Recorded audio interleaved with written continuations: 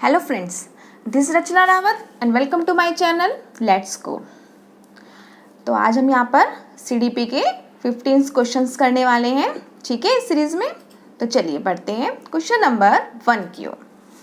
निम्नलिखित में से कौन सा महत्वपूर्ण प्रभाव शिक्षण की प्रभावकारिता पर निर्भर करता है, ठीक है, कि कैसे हमारी शिक्षण जो है टीचिंग प्रोसेस बहुत अच्छी प्रभावकारी हो सकेगी, ठीक है। फर्स्ट है विद्यालय की संरचना। क्या विद्यालय की संरचना को देखकर प्रभावकारी हो पाएगी? ये तो ऑप्शन गलत हो जाता है। या फिर बी, शिक्षक को विषय की समझ। ओके, सी है शिक्षण की योग्यता, उसकी योग्यता पर। या फिर डी, शिक्षण की लिखावट। देखिए, लिखावट पर भी नहीं होगी, शिक्षक की योग्यता। शिक्षक कितना योग्य है, ये बात तो ठीक है, योग्य तो होना चाहिए तभी बच्चों को पढ़ा पाएगा, लेकिन उसको उस सब्जेक्ट की प्रॉपर नॉलेज है कि नहीं है, ठीक है, ये सबसे ज़्यादा इम्पोर्टेंट पॉइंट है। तो ये हमें पॉइंट जो मिल रहा है बी ऑप्शन में मिल रहा है। शिक्षक को विषय की समझ, उस विषय की समझ है कि नहीं है, तभी तो जो हमारी शिक्षण है वो प्रभावकारी हो सकेगी, ठीक है। तो हम जाएंगे बी ऑप्शन की ओर। नेक्स्ट बढ़ जाएंगे हम क्वेश्चन नंबर 2 की ओर। बालक का विकास परिणाम है। तो बालक का विकास किस चीज का परिणाम है? फर्स्ट है वंशानुक्रम, सेकंड है वातावरण, सी है वंशानुक्रम तथा वातावरण की अंतः प्रक्रिया का, या फिर डी है आर्थिक कारकों का। तो देखिएगा, बालक का जो विकास है वो एनवायरनमेंट और हेरिडिटी दोनों की इंटरेक्शन से ही होता है, ठीक है। ये नहीं होगा कि सिर्फ वंशानुक्रम से ही होगा, या फिर ये ऐसा नहीं होगा सिर्फ उसको वातावरण ही मिलना चाहिए तभी उसका विकास हो पाएगा। दोनों चीज़ें होनी चाहिए। तो दोनों चीज़ें किसमें? हमारी सी ऑप्शन में, ठीक है, वंशानुक्रम तथा वातावरण की अंतः प्रक्रिया का। ओके, चलिए अब बढ़ते हैं नेक्स्ट क्वेश्चन की ओर। लॉरेंस कोहलबर्ग के विकास के क्षेत्र में शोध के लिए जाते हैं, ठीक है। किस चीज के लिए माने जाते हैं? मतलब ये संज्ञानात्मक, बी है शारीरिक, सी है गामक, या फिर डी है नैतिक। तो लॉरेंस कोहलबर्ग किस चीज के लिए है? डी ऑप्शन इज राइट, नैतिक, ठीक है। ये तो फ्रैक्चर से क्वेश्चन है। नेक्स्ट हम आगे बढ़ जाते हैं क्वेश्चन नंबर 4 की ओर। निम्नलिखित में से कौन समस्या समाधान की वैज्ञानिक पद्धति का पहला चरण है? ठीक है, प्राकल्पना का परीक्षण करना, डायरेक्ट परीक्षण करना, ये पहला चरण होगा। या फिर समस्या के प्रति जागरूकता होनी, मतलब कोई भी हमारी समस्या उसके प्रति रुचि जो पैदा हो रही है वो पहला चरण हो गया। ये ध्यान रखिएगा, फर्स्ट स्टेज पूछिए कौन सा है। सी है प्रासंगिक जानकारी को एकत्रित करना, सिर्फ हम जानकारी को एकत्रित करेंगे, ये बात तो ठीक है, लेकिन इससे हमें बेस्ट ऑप्शन चुनना है जो कि फर्स्ट स्टेप होगा, ठीक है। डी है प्राकल्पना का निर्माण करना। तो ये होगा हमारा, सबसे पहले हमें क्या होनी चाहिए? उस चीज के प्रति हमारा इंटरेस्ट होना चाहिए। तो ये ऑप्शन जाता है फर्स्ट में, ये जाता है बी में, समस्या के प्रति जागरूकता, ठीक है। ये हमारी फर्स्ट स्टेज होती है। नेक्स्ट हम बढ़ जाएंगे क्वेश्चन नंबर 5 की ओर। वाइगॉत्स्की बच्चों को सीखने में निम्नलिखित में से किस कारक की महत्वपूर्ण भूमिका पर बल देती है? ठीक है, तो वाइगॉत्स्की किस पर बल देती है? अब देखिए, वाइगॉत्स्की के नाम से हमें SCL, ठीक है, ये हमें याद रहना चाहिए। एस में सोशियो कल्चर लिंग्विस्टिक, तो सोशियो कल्चर किस पे है हमारा? ए ऑप्शन, सामाजिक कारक पर सबसे ज्यादा बल देती है, ठीक है। नेक्स्ट क्वेश्चन की ओर हम बढ़ जाते हैं। क्रिस्टीना अपनी कक्षा को क्षेत्र भ्रमण पर ले जाती है और वापस आने पर अपने विद्यार्थियों के साथ भ्रमण पर चर्चा करती है, ठीक है। पहले वो जो टीचर है वो बच्चों को टूर पर ले गया, ठीक है, फिर उसके बाद जब क्लास में वापस आए उसके बाद उससे रिलेटेड उसने उस पर चर्चा की। तो यह किस चीज की ओर संकेत कर रहा है? वो क्या कराना चाह रहे हैं? मतलब ए है सीखने के लिए आकलन, बी है आकलन के लिए सीखना, या फिर सी है आकलन का सीखना, या फिर डी है सीखने को आकलन। तो देखिएगा, ये क्या करा रहा है? सीखने के लिए आकलन करा रहा है। A option is right. पहले आपको टूर करा दिया, उसके बाद उसने क्या किया? उस पर चर्चा की, ठीक है, कि आपने वहां जैसे कि वहां क्या देखा, क्या हुआ, ठीक है, तो उससे रिलेटेड, ठीक है। नेक्स्ट आ जाते हैं हम क्वेश्चन नंबर 7 की ओर। शरीर के शीर्ष भाग से, शीर्ष मतलब सिर से प्रारंभ होकर नीचे की ओर जो दिशा में होने वाली शारीरिक वृद्धि को जाना जाता है। इस जो वृद्धि हो रही है सिर से नीचे की ओर मतलब पैर की ओर, तो उसको क्या कहते हैं हम? ए है सिर पदामुखी अनुक्रम, बी है केंद्र अपसारी अनुक्रम, सी है उच्चतम अनुक्रम या फिर डी है न्यूनतम अनुक्रम। देखिएगा सी और डी कोई नहीं होते, उच्चतम अनुक्रम और न्यूनतम अनुक्रम नहीं है इसमें। अब हमारा जैसे क्वेश्चन से ही हमें पता चल जा रहा है कि सिर से पैर की ओर जो अनुक्रम चल रहा है, जो वृद्धि हो रही है, उसे हम क्या कहेंगे? सिर पदामुखी अनुक्रम। ए ऑप्शन इज राइट हो जाता है। केंद्र अपसारी अनुक्रम किसे कहते हैं? केंद्र से जो बाहर की ओर अनुक्रम वृद्धि हो रही है उसे हम कहेंगे केंद्र अपसारी अनुक्रम, ठीक है।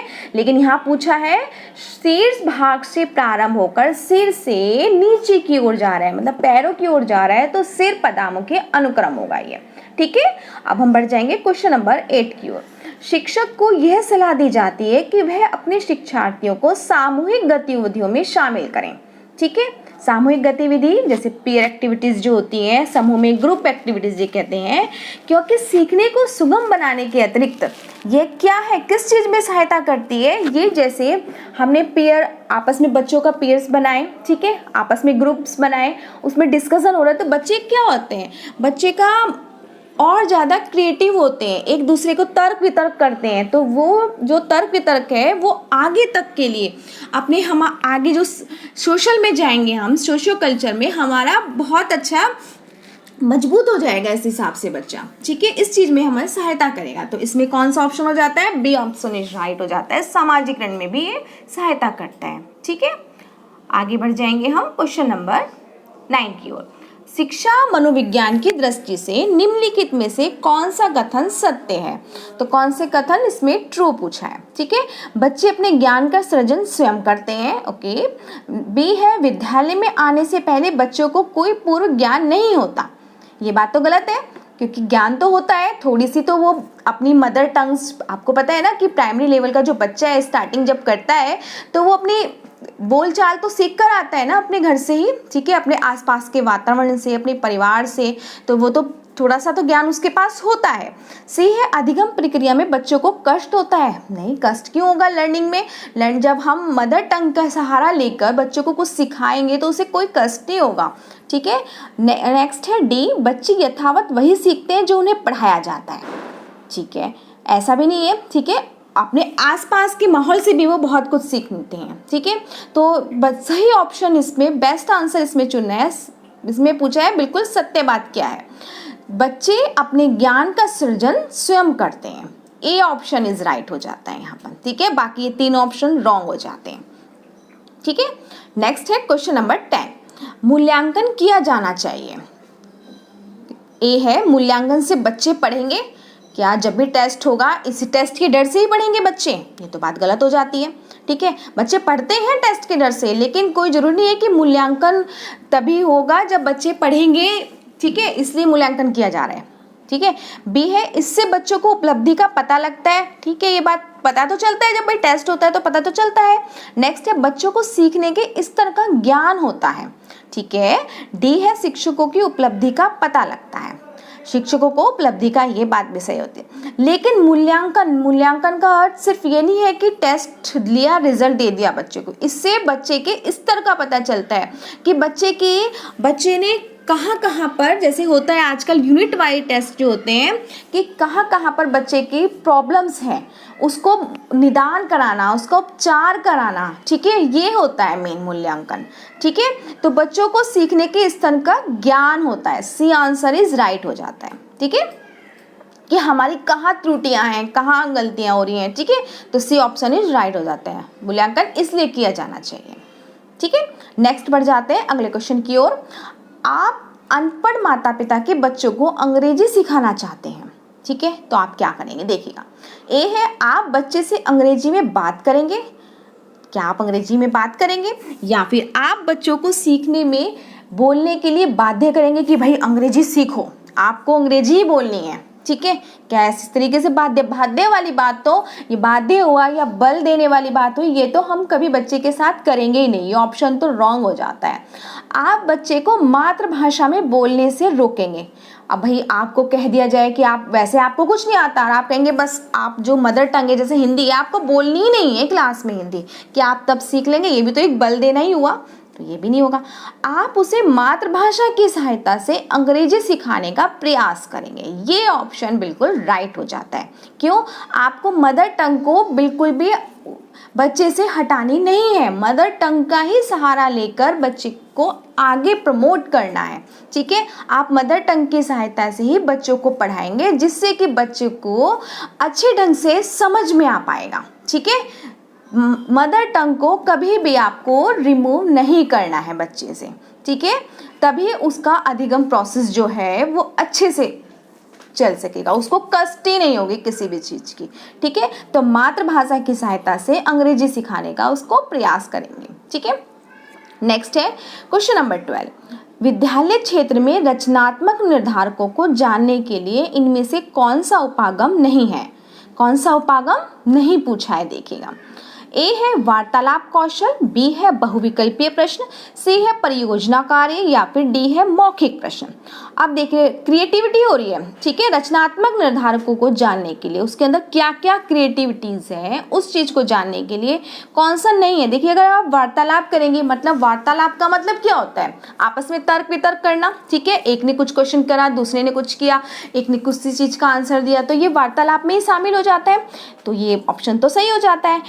बहुविकल्पीय प्रश्न, बहुविकल्पीय प्रश्न कौन से होते हैं? एमसीक्यू प्रश्न, जिसे हम कहते हैं वन वर्ड्स वाले क्वेश्चंस। ठीक है, एक ने क्वेश्चन किया, दूसरे ने बस यस नो में जवाब दे दिया, या एक 4 ऑप्शन में से सिर्फ एक पर्टिकुलर आंसर, उसके बारे में कोई क्रिएटिविटी नहीं पता चली है आपको। ठीक है, परियोजना कार्य, परियोजना कार्य भी अच्छा होता है क्योंकि ये चीज़ें जोड़नी, प्रोजेक्ट वर्क जिसे कहते हैं, ये भी बात सही हो जाए। मौखिक प्रश्न, मौखिक प्रश्न में भी इंसान बोल 1 वर्ड्स या 2 वर्ड्स में अपनी बातें बताता है, लेकिन जो बहुविकल्पीय प्रश्न है ये ऑप्शन इज रॉन्ग हो जाता है। ठीक है, ये उपागम नहीं है, रचना, इसमें रचना क्रिएटिविटी का कुछ भी पता नहीं चलेगा बच्चे को अगर बहुविकल्पीय प्रश्न दे देंगे एमसीक्यू के, तो बी ऑप्शन इज राइट हो जाता है। बहुविकल्पीय प्रश्न इसमें नहीं पूछा है ना, तो उस चीज को हम ध्यान में रखते हैं। ठीक है, नेक्स्ट हम बढ़ जाएंगे क्वेश्चन नंबर 13 की ओर। कौन सा सीखना स्थायी होता है? ठीक है, परमानेंट होता है सीखना। रटकर, क्या हम रटकर हमेशा के लिए याद रख सकते हैं? भाई आज याद है, कल याद है, पता लगा पेपर में अगर हम कितना भी रट के जा रहे हैं, हम 10 लाइन्स रट के जा रहे हैं, तो हम ऐसा तो नहीं होंगे बिल्कुल डिटो हम 10 की 10 लाइन्स ही लिख देंगे। ठीक है, ऐसा कोई पॉसिबल तो नहीं है ना 100%। तो अगर हमने रट के लिख भी दी तो आज कल परसों साल भर बाद हम वो लगभग भूल ही जाते हैं। तो रटकर कोई स्थायी परमानेंट प्रोसेस नहीं होता, सुनकर भी नहीं होता।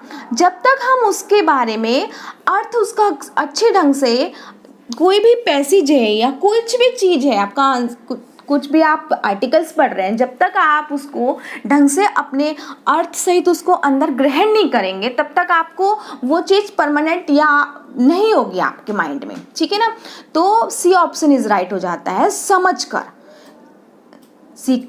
तब जब तक हम उस चीज़ को समझेंगे नहीं, हमारे माइंड में वो स्थायी परमानेंट नहीं हो पाएगा। ठीक है, तो सी ऑप्शन इज राइट हो जाता है। ठीक है, अब हम आगे बढ़ते जाते हैं क्वेश्चन नंबर 14 की ओर।